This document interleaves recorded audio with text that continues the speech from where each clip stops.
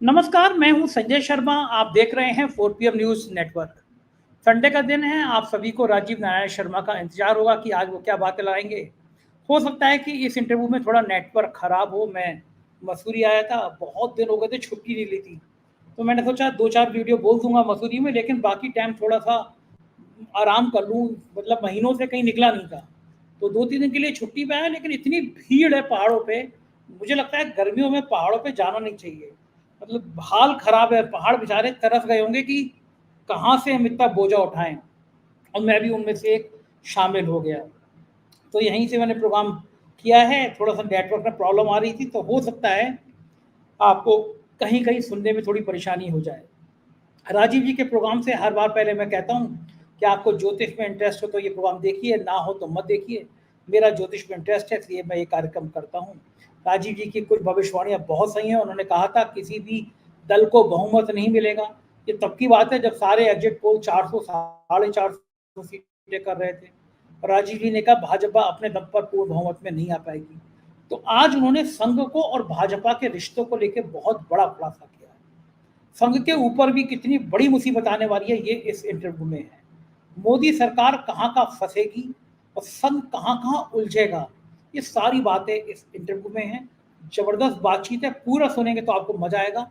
उससे पहले चैनल को ज्वाइन कीजिएगा, सब्सक्राइब करिएगा। चलते हैं राजीव जी के पास। 4 PM न्यूज नेटवर्क में स्वागत है राजीव नारायण जी आपका। आपकी काफी सारी चीजें सही हो रही हैं, एक आध चीज गलत हुई हुई, लेकिन बाकी चीजें ठीक हो रही हैं। आपने कहा था 5 अप्रैल को कि सहयोगियों के साथ मतभेद होंगे, पार्टी टूट सकती है, सहयोगी इस हद तक आ जाएंगे कि आपस में लड़ाइयाँ हो जाएंगी। अब मैं देख रहा हूँ संघ की तरफ से कुछ बयान आए हैं, बाद में सफाई भी आई है, बयान भी आए हैं। संघ कोई भी बात संघ का प्रचारक ऐसे नहीं कहता, उसके पीछे बड़ी गहराई होती है, बहुत गंभीरता होती है। तो जो इंद्रेश ने कहा कि पार्टी के अंदर अहंकार आ गया, यही बात आप कहते आए थे शुरू से। तो जो आप 5 अप्रैल को हमारे प्रोग्राम में कह रहे थे कि पार्टी बीजेपी की जो जन्म पत्री आप देखकर बता रहे थे कि अपने सहयोगियों के साथ मतभेद विघटन, क्या हम संघ को भी इसी तरह सहयोगी मान सकते हैं? आपका क्या मानना है? क्या जो ग्राफ का, जो ज्योतिष का जन्म पत्री थी, उसमें ये भी आ रहा था? जी बिल्कुल। देखो संजय जी, ये कुंडली थी जो भाजपा की शुरू हुई है 6 अप्रैल 2024 को। इस कुंडली में ये तीसरा घर होता है वो सहयोगियों का होता है, और ये जो 5वां घर होता है वो आपका आपके शिष्यों का होता है, और 9वां घर भी जो है आपका आपके गुरु का होता है। मतलब जो आपका संघ के लिए, अगर पिता, संघ कौन है भाजपा के लिए? पिता के समान है। तो अगर आपके पिता से मतभेद होंगे तो इसका मतलब 9वां घर पीड़ित होगा, सूर्य पीड़ित हो सकता है, और साथ में जो है क्या नाम है, आपके तीसरे घर का स्वामी हो गया मंगल। इसमें ये कन्या लगन की कुंडली बनी थी। मैं दर्शकों को रिपीट कर देता हूँ, कन्या लगन की कुंडली बनी है जो कि 6 अप्रैल 2024 को शुरू हुई, शाम के 6:31 पर। और इस ईयर का लॉर्ड बना शनि, और मुंथेस भी शनि है। मुंथा 6वें घर में गई है। तीसरे घर का स्वामी मंगल हुआ, जो 6वें घर में, 6वां घर होता है रोग ऋण शत्रु का। मतभेद अगर किसी भी व्यक्ति के जीवन में, मेरे ही नहीं, संस्था हो, कोई भी हो, तो 6वां घर जरूर होगा। दर्शक हमेशा हमेशा के लिए प्रिंसिपल लिख लें कि जब भी किसी भी रिश्ते से आपका, चाहे पिता से झगड़ा होगा तो 6वां घर, जहां जहां 6वें घर का स्वामी जाएगा, संबंध बनाएगा, उसी एरिया में बायोलॉजिकल रिलेशन से आपके झगड़े शुरू हो जाएंगे। तो तीसरा घर सहयोगियों का है, तो वो झगड़े का इंटायर को वो 6वें घर में चला गया मंगल।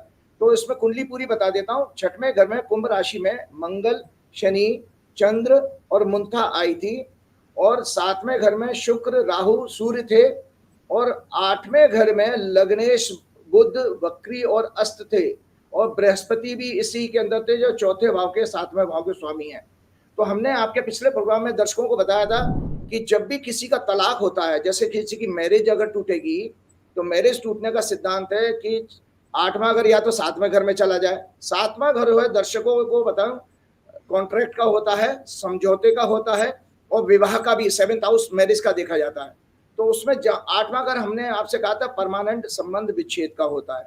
अगर कहीं भी 8वां घर चला गया तो उसी से संबंध हमेशा हमेशा के लिए ब्रेक हो जाएंगे। तो यहाँ पर क्या हुआ कि बृहस्पति 7वें घर का, इस कुंडली में जो वर्षफल भाजपा का हमने शेयर किया था, उसमें बृहस्पति 8वें घर में गए हैं, और तीसरी दृष्टि से शनि से पीड़ित हो रहे हैं, जो कि 6वें भाव में बैठा है। और साथ में 12वें घर का इसमें स्वामी जो है सूर्य भी बैठा हुआ है। 12वां घर होता है त्याग पत्र देने का। और शुक्र जो है इस कुंडली का आपका दूसरे घर का स्वामी है और 9वें मतलब 9वें घर का स्वामी भी है। तो 9th हाउस जो होता है पिता का होता है। तो भाजपा जो किसकी आइडियोलॉजी से बनी है? भाजपा बनी है आइडियोलॉजी से, आरएसएस की आइडियोलॉजी से। तो आरएसएस के साथ भी इनके मतभेद होंगे। ये 6 अप्रैल 2024 की कुंडली से ही निश्चित हो गया था। और बकायदा देखिए, मैंने उसमें पढ़ के आप लोगों को सुनाया था। मैं ये राइटअप जरूर आप अपने दर्शकों को दोबारा दिखाइएगा। इस राइटअप में मैं लिखता हूं कि इनके 29 वर्ष के स्वामी शनि 6वें भाव में है।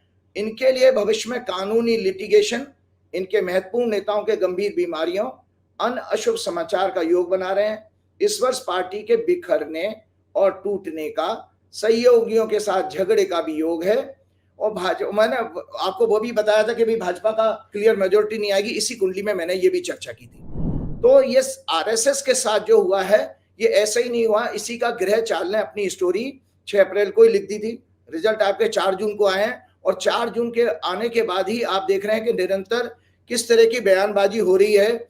और सबसे पहले आरएसएस प्रमुख ने जो कहा था कि भाई जो स्वयंसेवक है, आपने बहुत सारे पॉलिटिकल प्रोग्राम भी किए हैं, कि स्वयंसेवक को एरोगेंस नहीं आना चाहिए, उसके अंदर क्रोध नहीं आना चाहिए। और उन्होंने एक बहुत बड़ी बात यह कह दी कि विपक्ष भी डेमोक्रेसी का एक हिस्सा है और विपक्ष को भी उतना ही स्पेस मिलना चाहिए। ये संघ के प्रमुख ने कही। इसी से हड़कंप मच गया। उसके बाद अगले दिन हम देखते हैं कि टाइम्स ऑफ इंडिया में मैंने आर्टिकल पढ़ा था, पूरा आर्टिकल आया है जो ऑब्जर्वर ने लिखा था, जो पांचजन इनका मैगजीन है आरएसएस की, उसने तो और ज्यादा मोहन भागवत से भी 2 कदम आगे बढ़ करके अटैक कर दिया। क्या अटैक किया? उन्होंने ये कहा कि भाजपा में जो मूल भाजपा है वो धीरे धीरे समाप्त होती जा रही है। मूल भाजपा मतलब जो 6 अप्रैल 1980 को भाजपा बनी थी, मुरली मनोहर जोशी, लाल कृष्ण अडवाणी, अटल जी और भी कई 2-4 बड़े नेता थे। उन लोगों ने जो नानाजी देशमुख भी थे, उसमें जो भाजपा बनाई थी, वो भाजपा धीरे धीरे समाप्त हो रही है।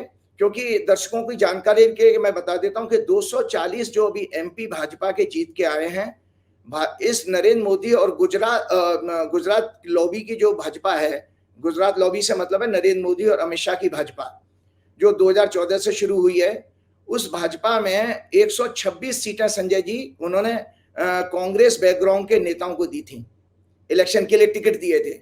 और मजे की बात देखिए, कांग्रेस का परफॉर्मेंस इसको मानिए कि कांग्रेस की आइडियोलॉजी के मानने वाले पुराने नेता 126 में से 106 जीते हैं, 106। और तो इसका मतलब है अगर हम 240 में से मोटा मोटा घटा दें, माइनस कर दें 106 को, तो मूल भाजपा तो 134 ही आई है इस बार। तो ये संघ के लिए भी चिंता का विषय है और ऑब्जर्वर के लिए भी चिंता का विषय है। जो भी आरएसएस के मतलब आइडियोलॉजी को मानने वाले हैं, उनके लिए चिंता का सबब है कि ये भाजपा जो है कम होती जा रही है। नरेंद्र मोदी को सत्ता जरूर ये इनके प्रकार ने मिल गई, मतलब साम दाम दंड से वो कैसी तरह से नीतीश कुमार को और उनको बिठा के जोड़ के लिए उन्होंने लेती। अभी तो शपथ ली है, अभी तो वोट ऑफ कॉन्फिडेंस भी इनको लोकसभा में लेना है। तो ये जो भाजपा बनी है ये दरअसल मूल भाजपा नहीं है और ये 1996 के बाद सबसे खराब परफॉर्मेंस है। दर्शकों की जानकारी के बता, दर्शकों 161 या 162 सीटें आई थी 1996 में भाजपा की।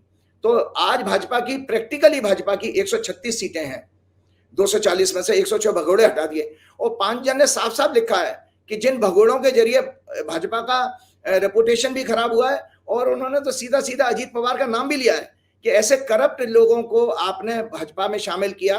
इससे भाजपा का जो मूल कार्यकर्ता है, जो वर्षों से, जिसने अपनी पूरी जिंदगी लगा दी भाजपा की सेवा करने में, संघ की सेवा करने में, और उनको कुछ नहीं मिला। उनको तो केवल ठन गोपाल मिला। तो वो बेचारे पहले किसी की चप्पल उठा रहे थे, अब भगोड़ों की चप्पल उठा रहे हैं। तो उनका तो निरंतर अपमान हो रहा है। यही कारण था कि भाजपा का जो कार्यकर्ता था इस चुनाव में मूलतः उदासीन दिखा। जो आप लोगों ने, पत्रकारों ने भी जिस चीज को कहा कि भाजपा का जो कार्यकर्ता है वो काम नहीं कर रहा है, तो ये संघ ने ये सारे विषयों को इसमें उठाया है। और खास तौर से उन्होंने कहा कि करप्ट लोगों को लेकर के जो सत्ता बनाई गई है ये भाजपा की मूल आत्मा के विरुद्ध है। राजीव जी, ये बताइए कि आप मुझे कि जो संघ की जन्म पत्री, क्या वो संघ की भी जन्म पत्री आपके पास है, और जी अगर जी है तो क्या ये भाजपा के साथ रिश्ते कैसे हैं? मतलब ये जो अभी बिखराव शुरू हुआ, टकराव शुरू हुआ, मोदी जी को लगता है कि वो सीनियर हैं, वो संघ में पहले आए, भागवत बाद में आए, तो मैं क्यों जाऊं वहाँ पे? तो वो पहले प्रधानमंत्री हैं, 10 सालों में पहली बार तो वो नागपुर रुके नहीं थे चुनाव से पहले। गडकरी साहब उनसे मिलने नहीं आए थे। लेकिन ये जो लड़ाइयाँ हैं, क्या ये दोनों की जन्म पत्री ये बताती है कि ये लड़ाइयाँ अभी और बढ़ेंगी और विकराल रूप लेंगी, या दोनों के कुछ ग्रह ऐसे संयोग से मिलते हैं कि कोई आगे चल के बीच का रास्ता निकल आएगा, समझौता हो जाएगा? क्या आपको लगता है, या आपके पास कुछ ऐसा आधार है दोनों की जन्म पत्री को लेकर? जी, बिल्कुल मेरे पास है, क्योंकि हमने कहा कि हमने आरएसएस की कुंडली के ऊपर भी बहुत चर्चा की थी। सबसे पहले दर्शकों को भाजपा की जो जन्म कुंडली दिखा रहा हूं, ये 6 अप्रैल 1980 की कुंडली है, 6 अप्रैल 1980 की। और तीसरे घर में देखिए सारे पाप ग्रह मौजूद हैं। भाजपा की कुंडली मिथुन लगन की है।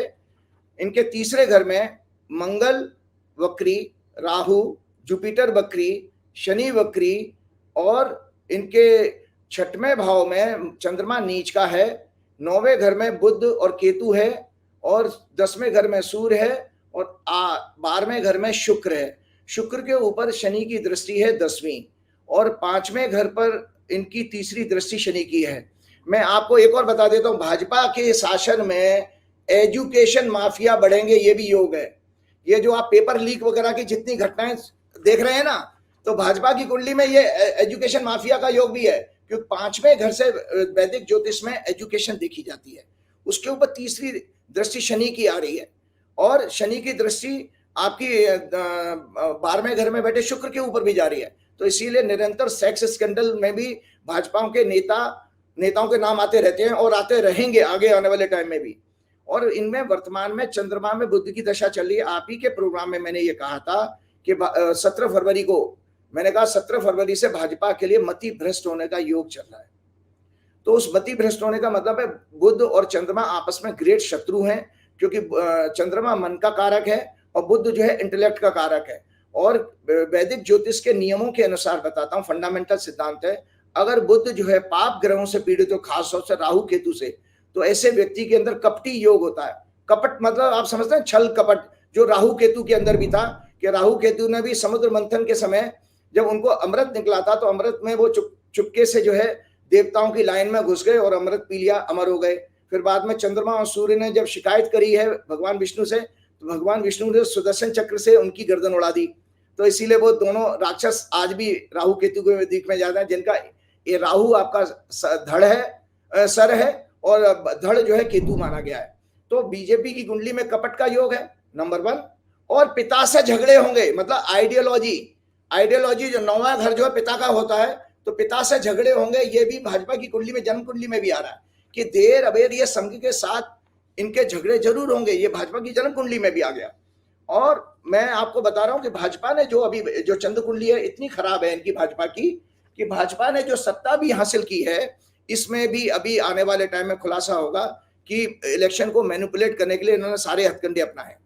तो पहला मूल सवाल आपका यह आया कि संघ के साथ, चूंकि भाजपा की कुंडली में पिता का घर पीड़ित है, तो इसका मतलब है उनकी जो पेरेंट संस्था जहां से ये भाजपा का उदय हुआ है, आरएसएस से ही जनसंघ निकली थी, और जनसंघ वही बाद में आकर के भाजपा बनी है 6 अप्रैल 1980 को। अब मैं आपके दर्शकों को दिखाता हूं वो कुंडली जो दर्शक जिसका इंतजार कर, 27 सितंबर 1925, ये आरएसएस की कुंडली है। 27 सितंबर 1925 की आरएसएस की कुंडली है। ये वृश्चिक लगन की कुंडली है। दूसरे घर में इनके बृहस्पति है, और इसका 9:56 पे है, जन्म हुआ था। दूसरे घर में बृहस्पति, तीसरे घर में चंद्रमा राहु केतु के साथ, और 9वें घर में राहु, इनके 11वें भाव में सूर्य मंगल और बुध हैं, और 12वें भाव में शनि और शुक्र भी हैं।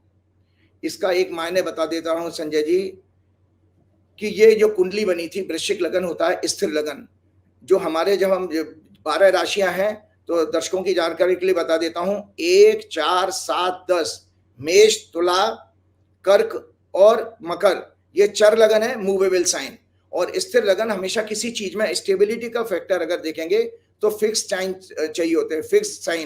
फिक्स साइन है 2, 5, 8, 11, मतलब वृषभ राशि, सिंह राशि, वृश्चिक राशि और कुंभ राशि, ये आपकी फिक्स लगन है, मतलब स्थिर राशियां हैं। और आपकी दो संभाव राशि डुअल साइन होते हैं 3, 6, 9, 12। तो चूंकि वृश्चिक लगन लिया गया, और जानकारी के लिए भी बता देता हूं कि आरएसएस की जो स्थापना हुई है वो की थी उन्होंने डॉक्टर बलीराम हेगडेवार जी ने। डॉक्टर बलीराम हेगडेवार जी जो है एक स्वयं बहुत बड़े एस्ट्रोलॉजर थे। दर्शकों की जानकारी के बता देता हूं, एस्ट्रोलॉजर थे, और उनको अक्सर उनके मित्र, एक तो हाइट उनकी अच्छी थी और बहुत स्थूल काय शरीर का, मोटे थे, तो लोग उनको अक्सर हनुमान कहा करते थे। और खाते बहुत थे, बहुत खाने के शौकीन थे। जब भी कहीं अगर कोई बुलाया जाता तो इतना खा जाते थे कि लोग कहते देखो ये आ गया हनुमान, ये अब सब भोजन खत्म कर देगा। ये इसलिए जानकारी बता रहा हूँ, ये पुस्तक मैं दिखाता हूँ। ये पुस्तक हमारे बहुत अच्छी किताब, dips into divinity, astrology and history.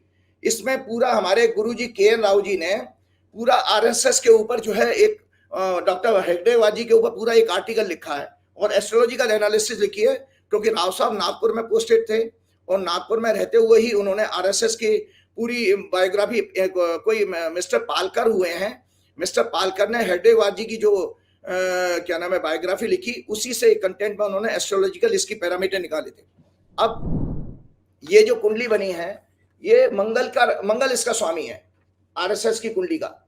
और जो मैंने भाजपा की कुंडली आपको दिखाई है उसका स्वामी बुध है। तो याद रखें दर्शक, आप किसी के साथ मित्रता करनी है, उसका एक मूल सिद्धांत बता देता हूं आपको। जैसे पार्टनरशिप कर रही हैं या आपके संबंध बहुत अच्छे बनेंगे, जैसा संजय जी आपका कुंभ लगन है, मेरा शुक्र का लगन है, तो शुक्र और शनि आपस में ग्रेट मित्र हैं।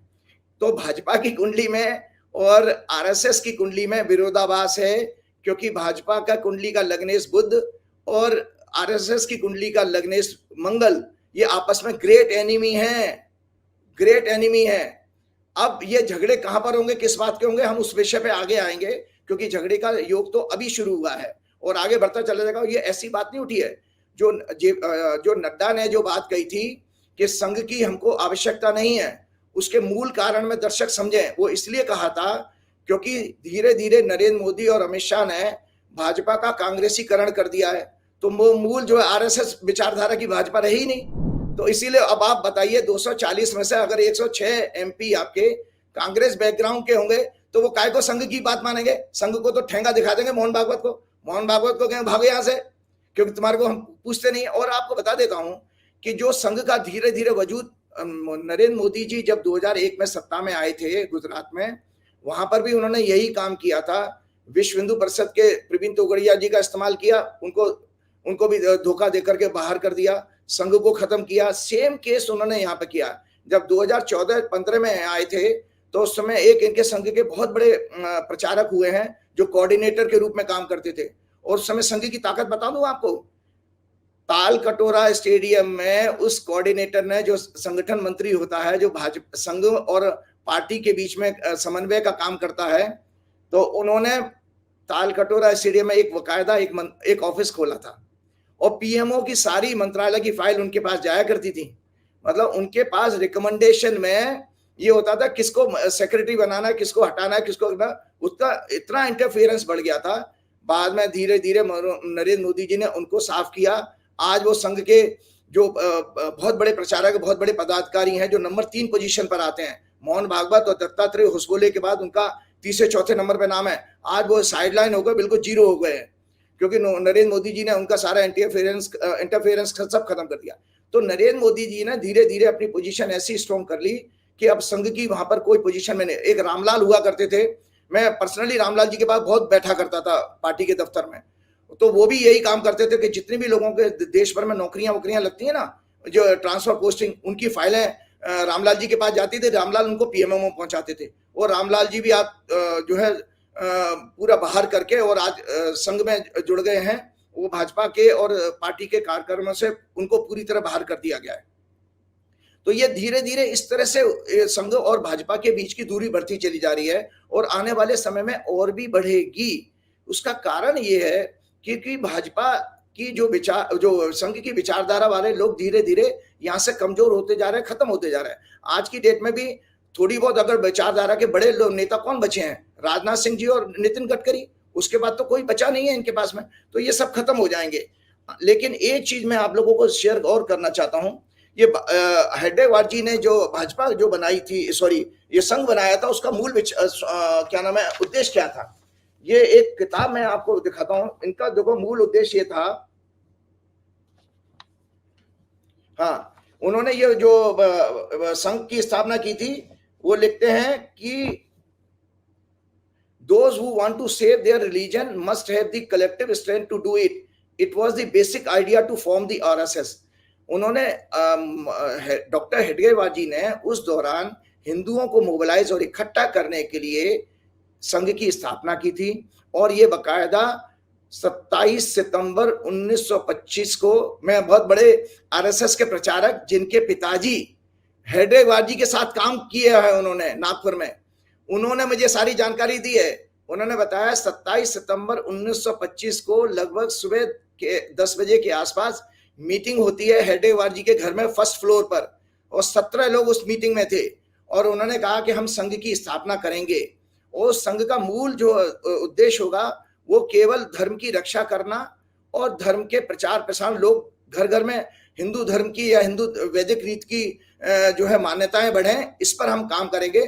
उसमें उन्होंने ये कहा था कि हमारा कोई राजनीतिक महत्वाकांक्षा नहीं होनी चाहिए, और हम कोई उसकी वर्षगांठ या हमारी उसकी सिल्वर जुबली या गोल्डन जुबली, प्लेटिनम जुबली नहीं मनाएंगे। ये संघ के हेड और संस्थापक हेडगेवार जी के विचार थे।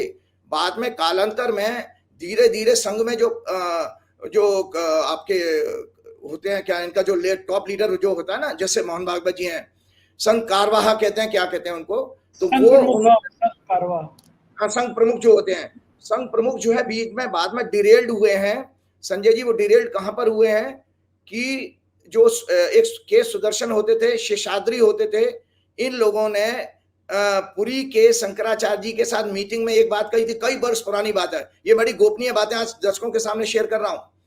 तो पुरी के शंकराचार्य जी ने ये पूछा था उनसे कि तुम लोग राम मंदिर बनाना चाहते हो या राजनीति चाहते हो? तो उन संघ के बड़े बड़े प्रमुखों ने ये कहा था, बड़े बड़े प्रचारकों ने, कि हमारा राम मंदिर तो मुद्दा एक कमजोर मुद्दा है, लेकिन दरअसल हम देश की सत्ता को हासिल करना चाहते हैं, राजनीति करना चाहते हैं। ये संघ प्रमुख ने उस समय आपके पुरी शंकराचार्य जी को स्टेटमेंट दिया था। तो मैं अब आने वाले टाइम में ये बता रहा हूं कि क्या होने वाला है आपके आने वाले टाइम में। यह है कि संघ के लिए भी खतरनाक समय आ गया है, कि संघ की जो महत्वाकांक्षा, मैंने आप देखिए दर्शकों को लिखा है कि ये लिखा है काम भोग सेक्स स्कैंडल, संघ की शुक्र की महादशा शुरू हो गई है। ये संघ के प्रचारकों के लिए खतरनाक टाइम है। शुक्र इनके 12वें घर में शनि के साथ है, तो याद रखिए 12वें घर का शनि और शुक्र अच्छा कॉम्बिनेशन नहीं माना जाता। ये भोग विलासता का, काम का, डिजायर का और नाना प्रकार की सांसारिक भोगों की इच्छाओं का घर है इसमें, और ये अपमान का भी घर है। मैं आपको बता देता हूँ, इसमें लिखा है moon and Ketu are together in the nakshatra of 10th lord sun, planets of ruler politics, planets of religion Jupiter in the nakshatra of planet of desire, kama lobha, Venus indicates आस्था की आड़ में संसारिक भोग की कामना। ये आरएसएस की कुंडली बता रहा हूं कि आरएसएस की कुंडली में है आस्था की आड़ में भोग विलासता, सांसारिक भोगों की कामना। शनि वीनस की दशा 14 सितंबर 1986 से शुरू हुई, जहां से आरएसएस की सत्ता की कामना पैदा हुई है। याद करिए 1986 से। उसके बाद उन्होंने राम मंदिर का मुद्दा 89 में पकड़ा है, क्योंकि जब शनि, उस समय शनि की शुक्र की दशा चल रही थी, तो दर्शक इससे सिद्ध हो गया कि आपके अंदर भोग की बात थी, तो राम मंदिर का आंदोलन खड़ा किया गया विश्व हिंदू परिषद को आगे करके। इसके बाद लगातार दशाएं महत्वाकांक्षा की बढ़ रही हैं। 1998 से 2015 में बुध की दशा आई, जो लाभ स्थान में बैठा है। 2015 से 2022 तक केतु की दशा। अब नवंबर 2022 से 2042 तक आरएसएस की कुंडली में शुक्र की महादशा शुरू हो गई, जो 12वें घर का स्वामी भी है और शनि के साथ बैठा है उच्च का।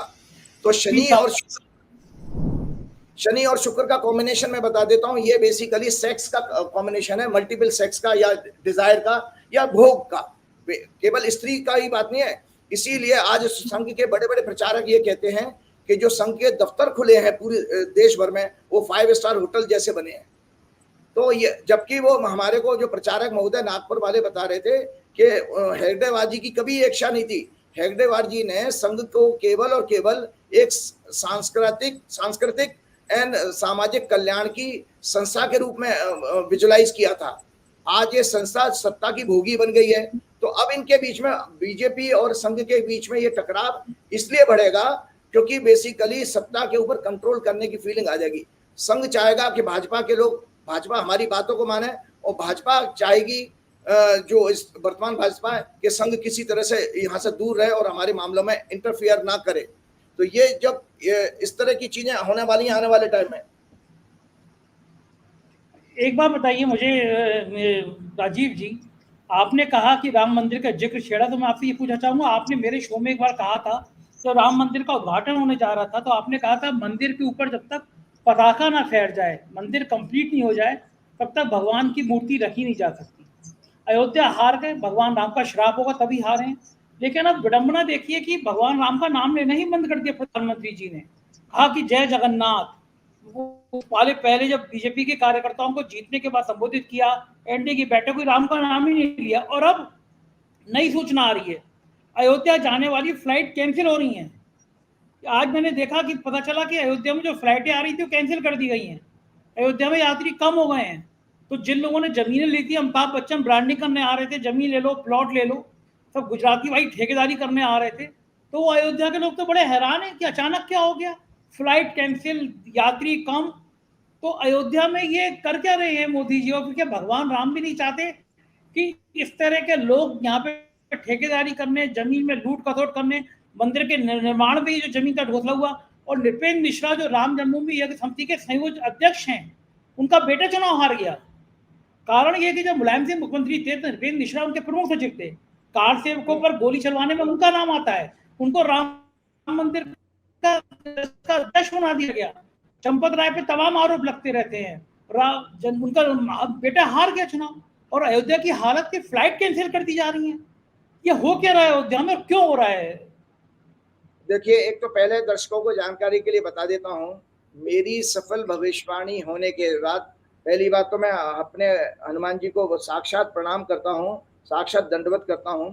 मैं हनुमान जी के 2 प्रसिद्ध तीर्थों के अगले हफ्ते में, आने वाले हफ्ते में दर्शन करने जा रहा हूं। वह वाराणसी के संकट मोचन हनुमान जी के मंदिर में भी दर्शन करने जाऊंगा, और उसके बाद मेरा लखनऊ आने का प्रोग्राम है। वहां से मैं अयोध्या में हनुमानगढ़ी के दर्शन करने जाऊंगा। तो हनुमानगढ़ी के दर्शन इसलिए करूंगा कि अगर मैं भारत का प्रधानमंत्री होता तो मैं महीनों तक हनुमान जी की साधना करके राम जी का मंदिर बनवाता, क्योंकि तुलसीदास जी ने साफ कहा है, राम द्वारे तुम रखवारे, होत न आज्ञा बिन पैसारे। मतलब राम के द्वार पर बिना हनुमान जी के आज्ञा के, उनके आशीर्वाद के पहुंच ही नहीं सकते हो।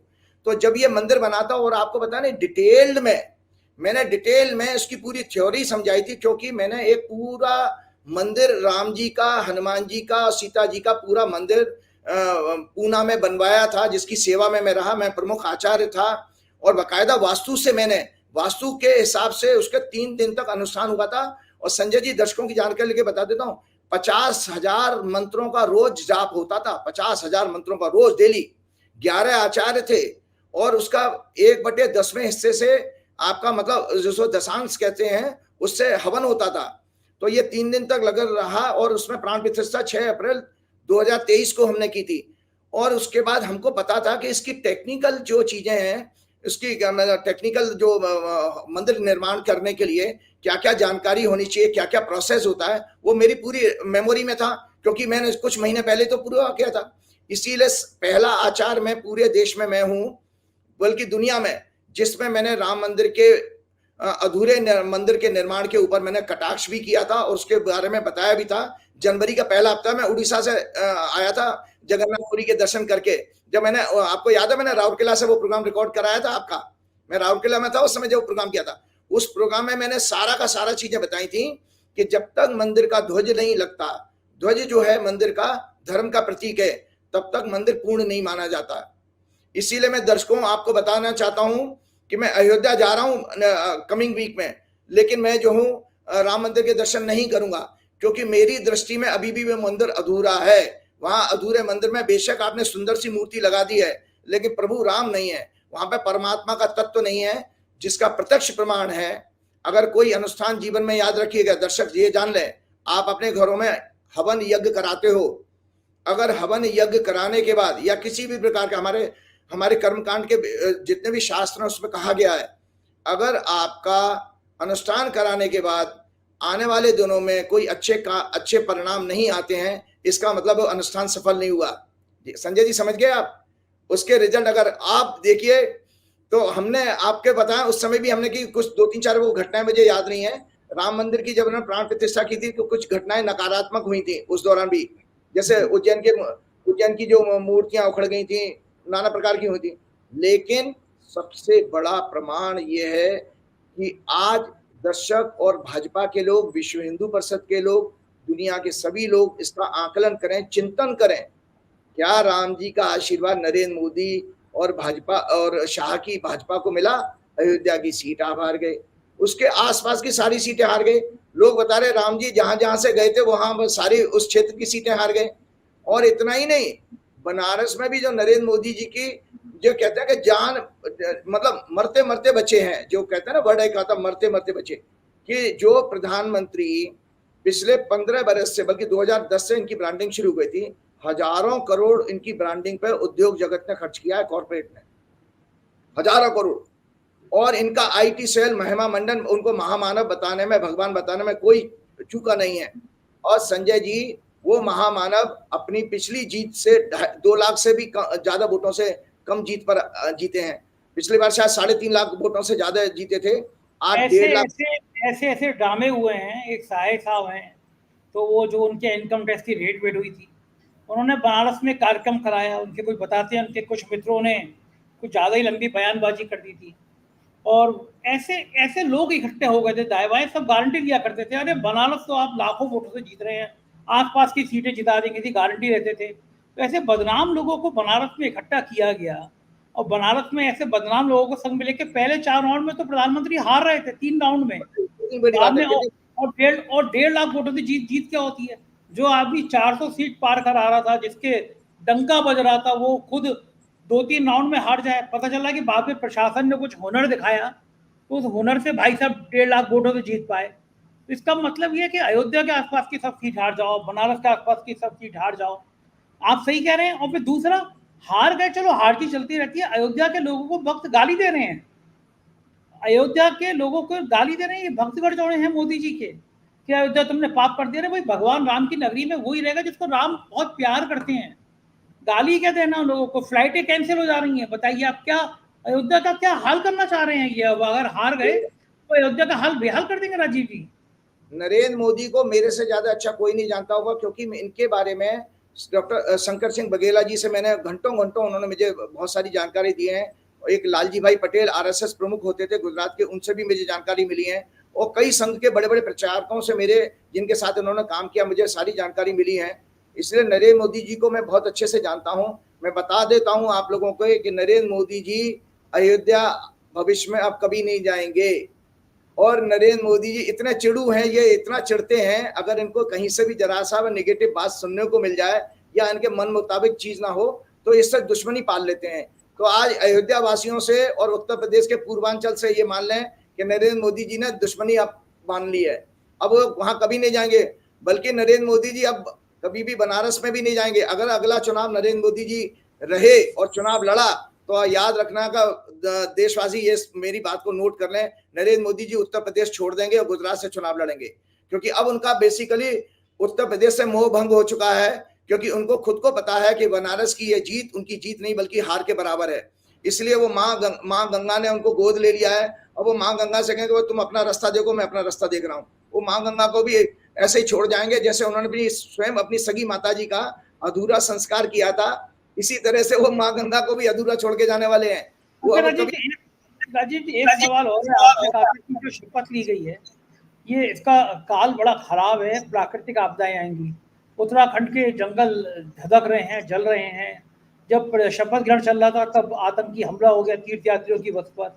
जम्मू में लगातार 3 दिन तक हमले हुए, आतंकी हमले कर रहे हैं, कुछ पता नहीं चल रहा। छात्राएं सड़कों पर हैं, आंदोलन चल रहा है नीट में बेईमानी को लेकर, धांधलियों को लेकर। अचानक शपथ ग्रहण के बाद देश का माहौल ऐसा हो गया कि कुछ समझ में नहीं आ रहा। और मोदी मीडिया कह रहा है कि अरे वाह, इटली की प्रधानमंत्री ने मोदी जी के संग सेल्फी ले ली। इन सारे मुद्दों पे ध्यान नहीं है मोदी मीडिया का। फिर वो अपने चरण वंदना में शुरू हो गया। ये बिल्कुल क्या बिल्कुल। शपथ ग्रहण के जो काल है उससे ये सब प्राकृतिक आपदाओं का कुछ योग बनता है? ये मेरा आखिरी सवाल है, इसका जवाब दीजिए आप। हाँ, एक तो मैं ये बता देता हूँ आपको जानकारी के लिए, संघ की एक ये किताब दिखाता हूँ, ये जो बहुत अच्छी विचार नवनीत, ये संघ के लोग देखें, ये संघ के लिए बाइबल है, ये संघ के लोगों के लिए बाइबल है। इस पुस्तक में जो है साफ साफ लिखा है उन्होंने कि हिंदू धर्म जो है, इन्होंने माना है इसमें, ये डॉक्टर ये गोलवलकर जी की जितने स्पीचेस हुई थी उसका संकलन है। इसको बंच ऑफ थॉट्स के नाम से अंग्रेजी में छपी थी ये किताब, जिसमें लिखा है विचार नवनीत। इसमें साफ साफ लिखा है कि नेहरू जी को ये जब गोलवलकर मिले थे तो उन्होंने इस पुस्तक में लिखा है कि नेहरू जी बहुत विद्वान थे और नेहरू जी ने इस बात को इनसे कहा कि यार तुम लोग ये क्या हिंदू हिंदू करते रहते हो, अब भारत के रूप में भारतवासी कहा करो, आप हिंदू हिंदू क्यों शब्द करते हो। तो इन्होंने बड़ा इसमें बेतुका कुतर्क दिया हुआ है। एक तरफ ये इस पुस्तक में लिखते हैं कि ऋग्वेद में सप्त सिंधु नाम से एक शब्द आया है कि जो सिंधु जो है हमारे जो 7 लोग होते हैं, 7 द्वीप होते हैं, उसमें सिंधु घाटी की सभ्यता वाले लोग हम लोग भारतीय कहलाते हैं। तो उसमें उन्होंने इसी पुस्तक में लिखा हुआ है कि विदेशी लोग इसको उच्चारण नहीं कर पाते थे, सा का, तो उसको हा करते थे, हा से वो हिंदू शब्द बन गया। तो अपने आप में मैं आज दर्शकों को बताना चाहता हूं कि राम मंदिर के इस फ्लॉप शो के बाद आरएसएस को चाहिए कि विश्व हिंदू परिषद को बंद कर दें, क्योंकि ये विदेशी नाम है। इसी पुस्तक के अनुसार ये इसी पुस्तक के अनुसार विदेशी नाम है, क्योंकि ये खाड़ी के देश जो मुसलमान जो थे, गल्फ के लोग, वो सिंधु को हिंदू कहा करते थे। तो ये अब विश्व हिंदू परिषद का कोई औचित्य नहीं है। मंदिर आपने बनवा लिया, वैसे भी हिंदू शब्द हमारा विदेशी है, तो आने वाले टाइम में क्या नाम है, इस चीज की कोई औचित्य नहीं रह जाती। अब आता है मैं अगला प्रश्न का जवाब मैं आपको बताता हूं। मैंने आपके ये कहा था, ये हॉरोस्कोप है, ये नरेंद्र मोदी जी ने जो ओथ ली है 7:23, पहले 15 मिनट की कुंडली दिखाई थी, लेकिन एक्चुअली उन्होंने ओथ जो है 7:23 पे ली है। तो ये कुंडली जो बनी है, इसमें वृश्चिक लगन की कुंडली बनी, जैसे वो मैंने आपकी संगी बताई थी। और इस कुंडली में 6वें, 12वें और 8वें घर के स्वामी के दृष्टि आ रही है, लगन पर दृष्टि आ रही है। ये कुंडली में आपके 4थे घर में शनि, 7वें घर में बृहस्पति, बुध, सूर्य और शुक्र हैं, और 6वें घर में मंगल है जो शनि से पीड़ित हो रहा है, उसकी 8वीं दृष्टि लगन पर जा रही है। और चंद्रमा को भी ये पीड़ित कर रहा है जो 9वें घर में बैठा है। तो इस कुंडली में मैंने लिखा, दर्शकों को दिखाइए, 5th house afflicted, hence scam related to education sectors like NEET etcetera. शिक्षा से संबंधित स्कैम ओपन होंगे। इसमें लिखा है डिफिकल्ट लाइफ। जब अगर 6, 8, 12 की मेरी कुंडली होती तो मैं अपने आप को मान लेता कि मेरा जीवन आयु ज्यादा नहीं है। इस कुंडली के अनुसार इस सरकार की आयु ज्यादा नहीं है। किसी भी व्यक्ति की कुंडली में अगर लग्नेश 6, 8, 12 ग्रह जो संकट के ग्रह ज्योतिष में माने गए हैं, उनके अनुसार और उनका प्रभाव होता है संजय जी, तो वो कुंडली में उसके लिए मृत्यु तुल्य कष्ट रहेगा हमेशा, और नाना प्रकार के उसको जीवन में संकट आएंगे, सफरिंग्स आएंगी, सेटबैक्स मिलेंगे, चैलेंजेस मिलेंगे, और उनका फेलियर होगा, अपमान होगा बराबर। तो और इनका 9वां घर जो पीड़ित है, तो 9वां घर में क्या मतलब, मेलाफाइड इंटेंशंस इनके रहेंगे, जैसे राहु केतु राक्षस के रहे हैं। इसका अर्थ और बता देता हूं, उनका 5वां घर जो है पाप कर्त्री में है, 5वां घर होता है बुद्धि में। तो इस सरकार की जो इंटेलेक्ट है, मतलब जो सोच होगी, वो इतनी दूषित होगी कि ये हर चीज को उल्टा करने की कोशिश करेंगे। और मतलब जो है, चाहे जैसे आप सहयोगी जो जुड़े हैं, नीतीश कुमार और जो है चंद्रबाबू नायडू, और मैंने कहा जितने भी छोटे मोटे दल जुड़े हैं, ये इनको खत्म करने की चेष्टा जरूर करेंगे जल्दी से जल्दी, क्योंकि इनका 5वां घर पीड़ित हो गया। 5वां घर पीड़ित है, 5वां घर मैंने कहा ना बुद्धि का होता है वैदिक ज्योतिष में, और 5वां हमारे विचार शक्ति भी होता है। तो इनके इंटेंशंस अच्छे नहीं हैं, और इसमें नाना प्रकार के एक कुंडली और मैं डिस्कस करता हूं आज आपको। ये रिसर्च है, हम लोग पढ़े हैं, क्योंकि हमने ज्योतिष जो है कोई शौक से नहीं पढ़ी है, बकायदा पढ़ी है और रिसर्च की है 13-14 बरस से। ये एक संगठा चक्र होता है, ये दर्शक देख लें, ये आप दिखाइएगा जरूर। ये जब जैसे भारत पाकिस्तान का युद्ध हुआ, चीन के साथ युद्ध हुआ, विश्व युद्ध हुआ, वर्ल्ड वार हुआ था ना, उस तरह की जब भी कोई दुर्घटना या बड़ी इवेंट होती है, उसमें ये नाना प्रकार के चक्र, मैथमेटिकल जो डायग्राम्स जो है बनाकर, उसको चक्र कहा गया ज्योतिष में, इनको बना करके ये दर्शाया जाता है कि भाई कोई आने वाले टाइम में कोई अशुभ समाचार तो नहीं आ रहा है। तो उसको मैं बता देता हूं। पद्म पुराण में एक कहानी है कि राजा दशरथ को चेतावनी देते हुए कहा था कि जब शनि का रोहिणी नक्षत्र आता है वृषभ राशि में 10 डिग्री से लेके 23 डिग्री 20 मिनट में प्रवेश होता है, तब भयंकर तबाही मचाने वाला युद्ध होता है। ये उसमें शास्त्र में लिखा हुआ है। दोनों विश्व युद्ध 1914 से 18, 1939 से 45 के समय जब भारत उसमें शामिल हुआ, तब उस समय शनि रोहिणी नक्षत्र में था। इतना ही नहीं, 1971 के युद्ध के समय भी शनि इसी नक्षत्र में था। युद्ध जैसी अवस्था के समय शनि मंगल की किसी न किसी फॉर्म में कॉम्बिनेशन होना जरूरी है। ज्योतिष में पाराशर दृष्टि के सिद्धांत के अलावा इन्हें विभिन्न मैथमेटिकल प्रैक्टिसेस जैसे चक्र आदि से देखना चाहिए। यह सिद्धांत राहु केतु के रोहिणी नक्षत्र में प्रवेश करने और मंगल के योग से भी देखा गया है। मई एंड 1984 जून में भी ये योग बना था। तब पंजाब में भयंकर रक्तपात हुआ था। पंजाब की जो आतंकवादी पीरियड था वो उसी पीरियड में आया था, जब हुआ concentration of planets in Rohini nakshatra expected by Mars opened a chapter of blood stain in the history of Punjab. तो जब नरेंद्र मोदी जी ने ओथ लिए, 7:23 पर ये संगठा चक्र मैंने बनाया है। इस संगठा चक्र में ये देखिए, मंगल से राहु पीड़ित हो रहा है और शनि से पीड़ित हो रहे हैं मरकरी, सूर्य और शुक्र। शनि से पीड़ित हो रहे हैं मरकरी, सूर्य और शुक्र। तो इसका अर्थ यह है, इस सरकार में नाना प्रकार के दुर्घटनाएं, युद्ध जैसे हालात पैदा होंगे।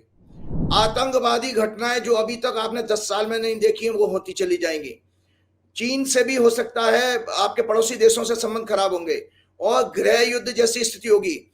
आप 10 जुलाई को मंगल राशि बदल रहा है, तो ये कुंडली आपकी नरेंद्र मोदी जी की ओथ वाली कुंडली मैंने दिखाई है। उसमें मंगल 6वें घर का स्वामी है, 7वें घर में जाएगा।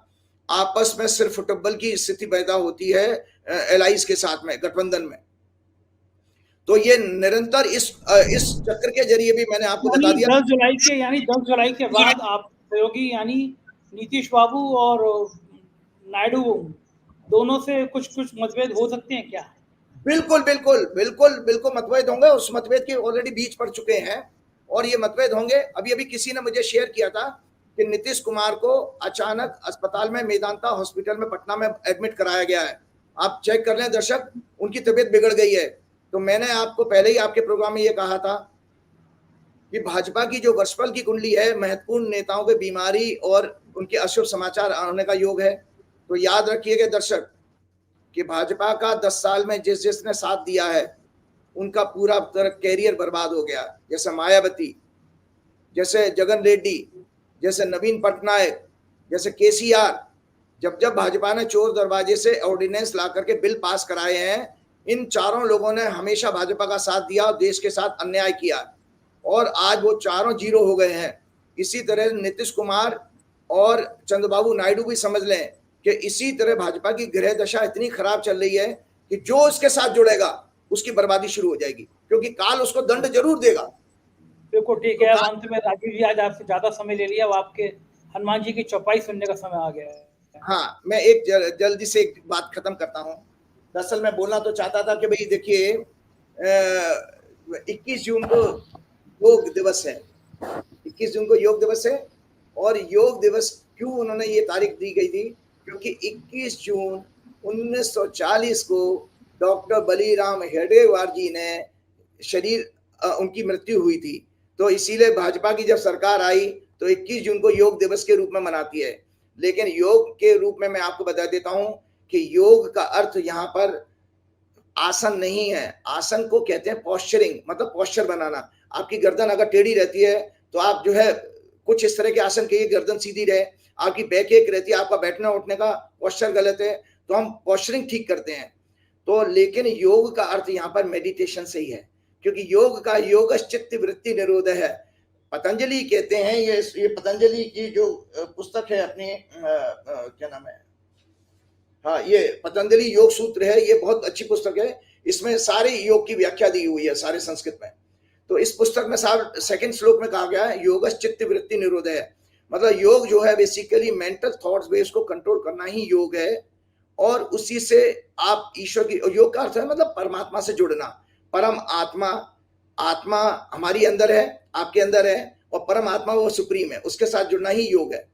तो कृपया करके, और उसको देखिए 4 प्रकार के योग माने गए हैं, भक्ति योग, लय योग, मंत्र योग और राजयोग। ये जो आसन वाला है ये राजयोग में आता है। तो सबसे सुंदर, सबसे आसान, बिना पैसे के भक्ति योग है। इसीलिए मैं लोगों से बार बार कहता हूं कि हनुमान जी के शरण में रहिए। और मेडिटेशन करने के लिए सबसे पहले मैंने आपको बताया कि जो संजय जी, आत्मा जो होती है ना, मैं जल्दी से खत्म कर रहा हूं, आपका समय मैं समझ सकता हूं। आत्मा किस रूप में व्यक्त की जा सकती है? आत्मा को आप देख सकते हो क्या? भगवान कृष्ण ने कहा इसको कोई जला नहीं सकता, मार नहीं सकता, देख नहीं सकता। आत्मा प्राण के रूप में व्यक्त होती है। आपको पता है आत्मा का जो आप एक्सप्रेस फील कैसे कर सकते हो? प्राण के रूप में। इसीलिए जब आपके प्राण चले जाते हैं तो आपका कहा गया आत्मा चली गई। तो इसीलिए मैंने जो दर्शकों जो आपको कहा है, आपको एक बहुत सुंदर आज आपको ये उपनिषद दिखा रहा हूं। ये मांडूक्य उपनिषद है संजय जी, मांडूक्य उपनिषद। ये इसमें केवल 12 मंत्र हैं, ये सबसे छोटा उपनिषद है, और इसमें ओम की व्याख्या है। जो ओम आप बोलते हो ना अपने डे टू डे लाइफ में, इसमें पूरा ओम की व्याख्या है। तो ओम को मैं बता देता हूं, आ छोटा प्लस ओ प्लस मां में आधा हलंत, इससे 3 शब्दों से मिलकर ओम बना है।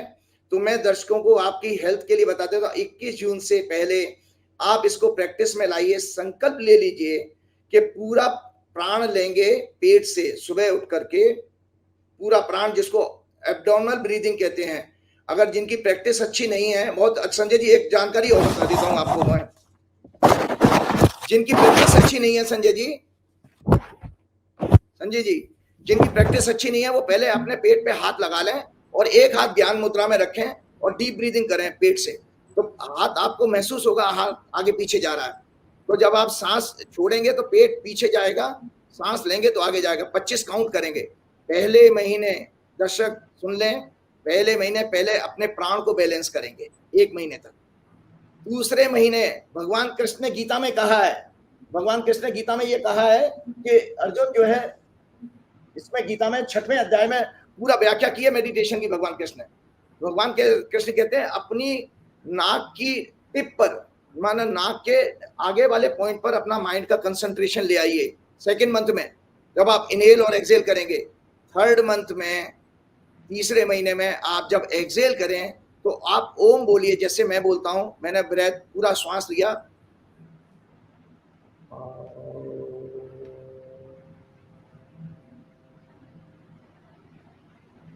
ये ओम आप पेट से शुरू करेंगे, मूलाधार चक्र से, ओ अनाहत पर लेके आएंगे, ओ हृदय पर, और माँ जो है हमिंग के साउंड, होठ बंद हो जाएंगे और हमिंग के साउंड सहस्त्रार चक्र पे। आप देखिए कभी जीवन में माइग्रेन की प्रॉब्लम नहीं होगी, मेमोरी शार्प हो जाएगी और ब्रेन के कभी डिसऑर्डर नहीं होंगे। नर्वस सिस्टम को पावरफुल बनाने के लिए बता रहा हूँ, ये बहुत सुंदर टेक्निक है। तीसरे महीने में इसको ओम के साथ जब ओम बोलेंगे तो मुंह खुलेगा तो आपका श्वास बाहर निकल जाएगा। इस तरह से आप प्रैक्टिस करें। 3 महीने बाद दर्शक बताएं आपको अगर बीपी शुगर कम ना हो जाए तो मेरा नाम बदल दीजिएगा। अब चलते चलते एक जानकारी एक बता रहा हूँ, बहुत छोटी सी जानकारी, क्योंकि बहुत इंपॉर्टेंट बिंदु था, मैं अपने आप को रोक नहीं पाया हूँ इसको बिना शेयर किए हुए। जब मैं शिकोहाबाद अभी गया था अपने जन्म स्थान, मैंने आपके प्रोग्राम में कहा भी था कि दर्शकों मैं शिकोहाबाद जा रहा हूँ, शनिदेव का जन्म जो है 6 जून को था जन्मोत्सव। बड़ा अमावस्या होती है, ज्येष्ठ मास की अमावस्या को शनिदेव का जन्म हुआ था।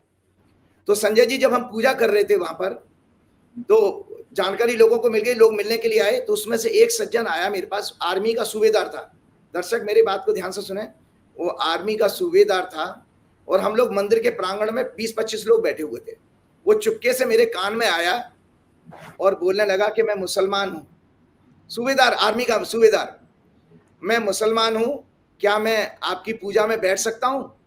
तो मैंने उससे कहा कि अरे क्यों नहीं, आप बैठिए भाई, आपके अंदर भी आत्मा है, परमात्मा का अंश। भगवान ने गीता में कहा है ममे वांशो जीव लोके जीव भूते सनातना, हे अर्जुन सभी जीवों में मेरा अंश है। तो मैंने आपके अंदर भी अंश भगवान का ही है, मेरे अंदर भी अंश, आप बैठिए। Sanjay ji 45-47 degree centigrade temperature, और उसमें हवन की अग्नि, 2 घंटे हमने हवन किया है वहां पर 108 शनि गायत्री मंत्र के साथ। उस पूरे अनुष्ठान में वो मुस्लिम जो है आर्मी का सूबेदार बैठा रहा है, और बाद में आरती करी है उसने।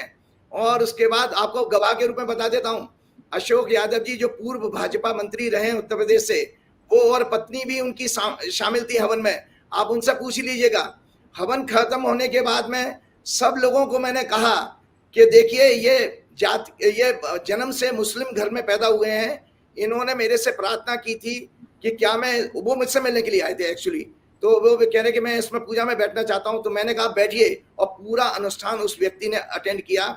इसी तरह से हम अपने धर्म संस्कृति को बढ़ा सकते हैं। जब तक हम भाईचारा का संदेश नहीं भेजेंगे तब तक हमारा धर्म महान नहीं हो सकता। धर्म महान ये इसलिए नहीं होता, ऐसे नहीं होता कि तू क्या खा रहा है, तू क्या पहन रहा है, इस पर हम पॉइंट आउट करते रहे, इससे नहीं, इससे धर्म छोटा होता है। क्यों? इसलिए क्योंकि ये आरएसएस की एक पुस्तक बताता हूं। आरएसएस दरअसल जो है, आरएसएस की बैकग्राउंड में एक कमी है कि इन्होंने, जैसे आप अपने बच्चे को पालिए ना, और उसको पालने के समय से ही आप उसके कान में रोज बोलिए कि तेरी बुआ खराब है, तेरे चाचा खराब है, तेरे ताऊ जी खराब है, तेरी नानी खराब है, दादा खराब है, तो आप बच्चे को जहर दे दे करके पाल रहे हो, सपोले बना रहे हो, विषैले। तो आरएसएस की भी एक विचारधारा गलत थी कि उन्होंने मुस्लिम जो जितने भी मुगल पीरियड के जितने भी संघर्षों को बता करके इस तरह का माइंडसेट बना दिया कि स्वस्थ माइंड के जो है इनके स्वयंसेवक तैयार नहीं हो पा रहे हैं, ये गलत है। अब चलने दीजिए आगे, काल सबको दंड देगा। ना से रोग हरे सब पीरा, जपत निरंतर हनुमत पीरा, संकट ते हनुमान छुड़ावे, मन क्रम वचन ध्यान जो लावे, कृपा करहूं गुरुदेव। बहुत बहुत शुक्रिया राजीव जी आपका, आपने समय दिया। तो ये थे राजीव नारायण शर्मा, आपने पूरी बातचीत सुनी, आपको समझ में आया होगा कि क्या ज्योतिष ज्ञान है राजीव का। जबरदस्त तरीके से बात करते हैं राजीव जी।